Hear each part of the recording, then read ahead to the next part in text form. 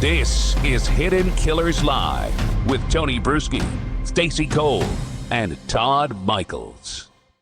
Let's get the letter number 2 queued up, and we will we'll go to the second chapter. Sometimes the second episode is better than the pilot.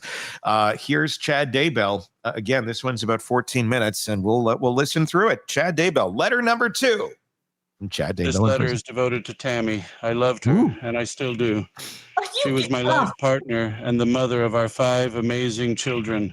We built a wonderful family together. We were married for nearly 30 years, and I always sought to keep her safe and protected. She was the anchor of my life, and I never considered harming her. Yeah. Tammy had increasingly severe health issues in the final months of her life, but very few people knew about them.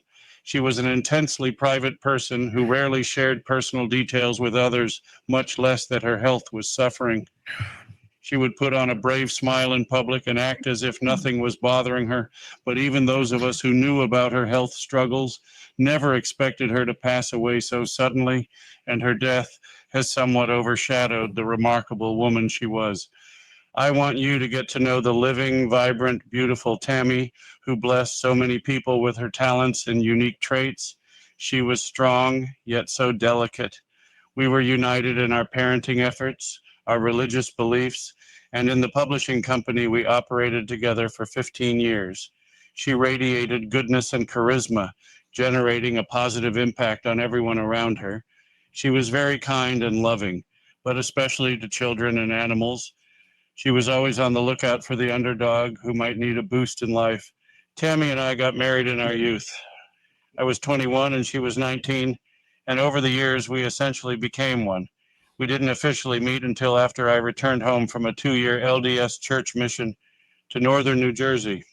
I arrived back in my hometown of Springville, Utah in July 1989, and a few days later I saw my brother's 1988 high school yearbook on his shelf. I flipped it open and saw a student spotlight about a girl named Tammy Douglas. As I looked at her face, I felt a jolt of electricity pass through me. This beautiful girl with a dazzling smile had my attention. I realized she would have been a sophomore when I was a senior, but I couldn't remember her. I wondered how I could find out more about her. I asked my brother if he knew her, and he said she was working that summer for Springville City. I was in luck. Tammy later told me she had been keeping an eye on me since her sophomore year when I was on the student council. She had watched me perform in the crazy skits we did during school assemblies, and had also kept track of me in the school halls. When I was on my mission, she had even told her friends, "I'm going to date Chad Daybell when he gets home." I attended a church activity about a week after the yearbook experience, and I spotted Tammy immediately when I entered the room. She was playing volleyball, so I joined the other team. Soon we rotated and found ourselves 5 feet apart, staring through the net at each other. After a moment, she said, "I'm going to spike it in your face." I smiled, but the only response I could come up with was, "Oh yeah?" Very eloquent, I know, but in reality, she had left me tongue-tied. Tammy's eyes seemed to sparkle, and I was delighted that this petite, dynamic woman was clearly spunky as well. I was smitten. When I got home, I couldn't get her out of my mind, so I called her and asked her on a date. I was very relieved and excited when she accepted. Her parents later told me Tammy had happily danced around the living room after she hung up the phone. Our first date went great, and we became inseparable right from the start. We were both attending BYU Provo that fall and working part-time, but we spent every spare moment together. We became engaged to be married the night before Thanksgiving. I had been thrilled to discover Tammy loved music as much as I did, including some alternative bands such as Oingo Boingo and Depeche Mode. We loved to blast their songs in the car and sing loudly along. As Christmas approached, I told Tammy I had gotten her a gift she would love, but I had discovered she was a bit of a prankster, and I had become her new favorite target. So I decided to give her a little payback. I had been given a pair of really nice writing pens in a small rectangular box. On Christmas Day, I handed her the wrapped box, and she eagerly opened it. I kept a straight face as she pretended to be happy about the 2 pens. I said, I thought you could use them at work. They're really nice. She nodded and said, "Thank you. I love them." She Pens? started to put the box aside when I said, "Maybe you should look underneath the pens." She removed the pens to find 2 front row tickets to an upcoming Oingo Boingo concert. She let out a relieved laugh, then bowled me over, showering me with hugs and kisses. We were married in the LDS Temple in Manti, Utah in March 1990, just over 7 months after we met. We held our wedding reception that evening in the Springville Art Museum, and seemingly half the town showed up to congratulate us. Tammy was a lovely bride, and I felt like the luckiest man on earth. We rented an apartment in Springville, and we really loved being newlyweds. I had a full scholarship to BYU and worked part-time, and Tammy accepted a full-time secretarial position with Springville City that paid quite well, so we felt rich. We loved to eat at several favorite restaurants, go to movies, and just be together. We had a fabulous time at the Oingo Boingo concert. In those first couple of years of marriage, we attended several others, including a very crazy B-52s concert where we danced the night away. Love Jack. Going to concerts continued throughout our marriage. I'm running down the Our kids playlist. along as Okay, we got good. older.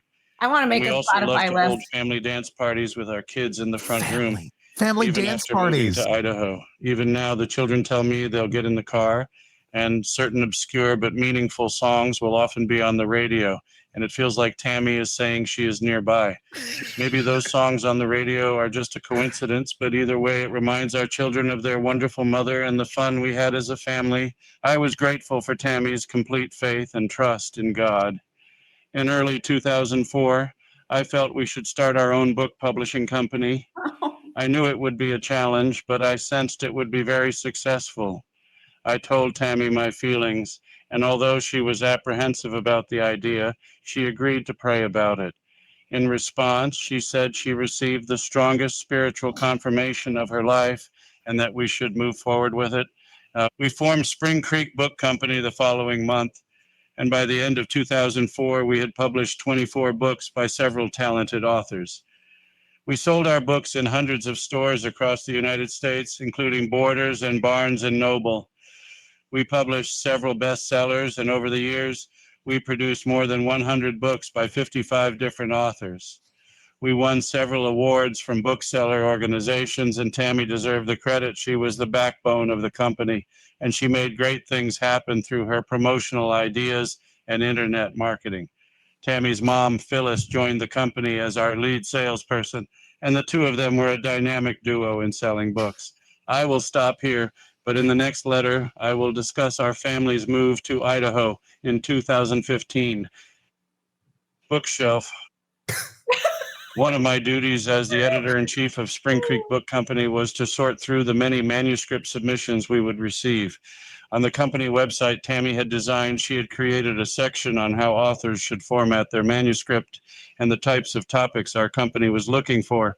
As our success grew, we were receiving dozens of manuscripts each month. There were a lot of aspiring authors out there. However, we only had a few openings each year, since many of our authors were writing additional books. But I still looked at each submission just to make sure we weren't missing a diamond waiting to be discovered.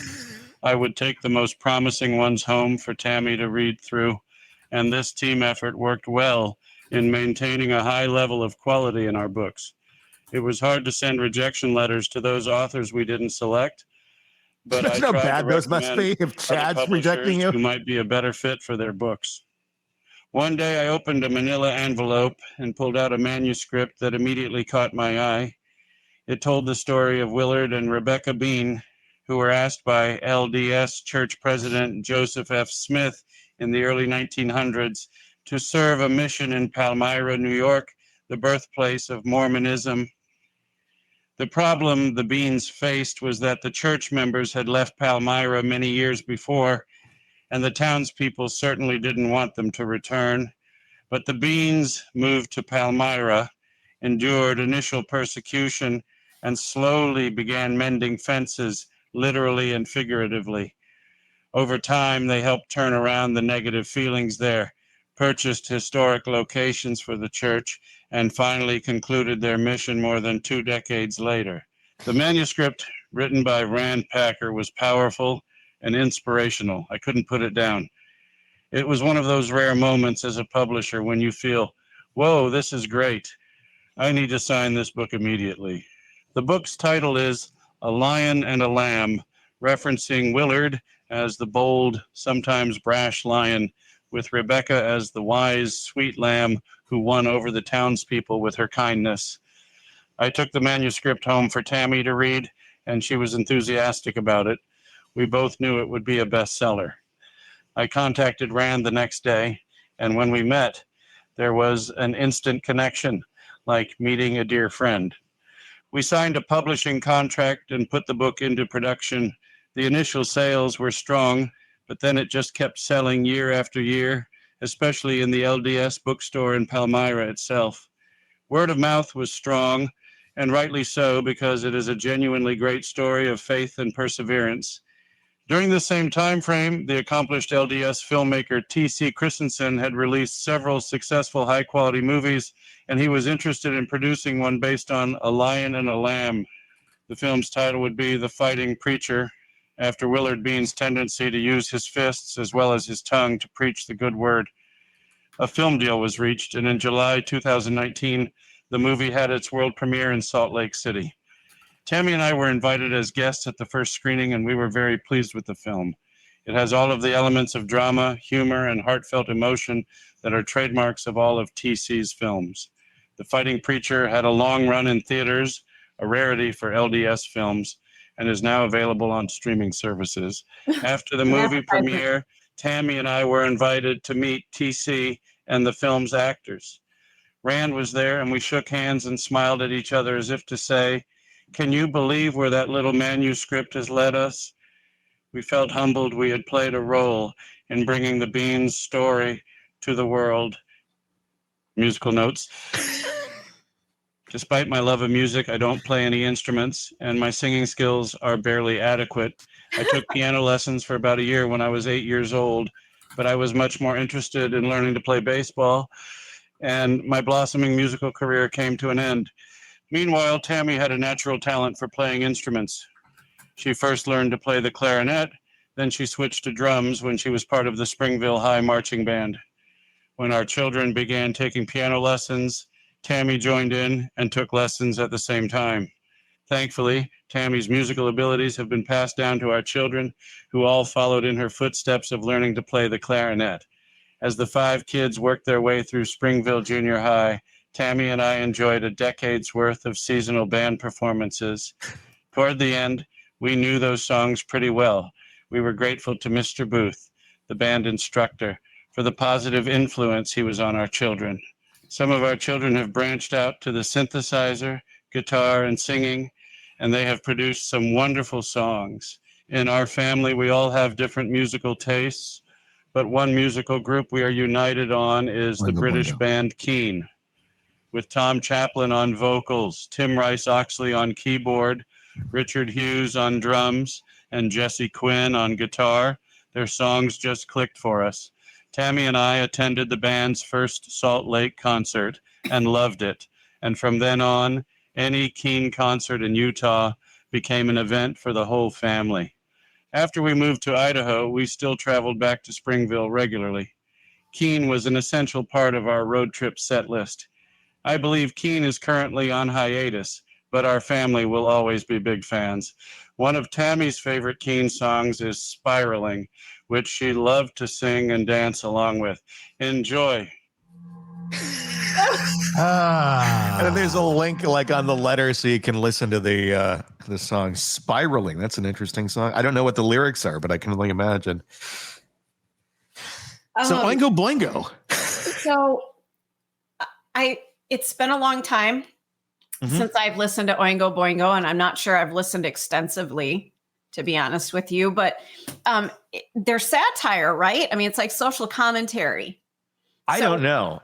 We played like 1 or 2 songs by them, didn't we? On like Classic Mix back in the day. Yeah, I mean, I remember one of them is Dead Man's Party or something like that. Yeah, I was going to bring that up. That it's kind of like about the mask of society, and the irony here that he's doing this from death row is just, it's almost comical. Like he's writing fiction here. Want more on this case and others? Then press subscribe now and don't miss a moment of true crime coverage from Tony Brueski and the Hidden Killers podcast.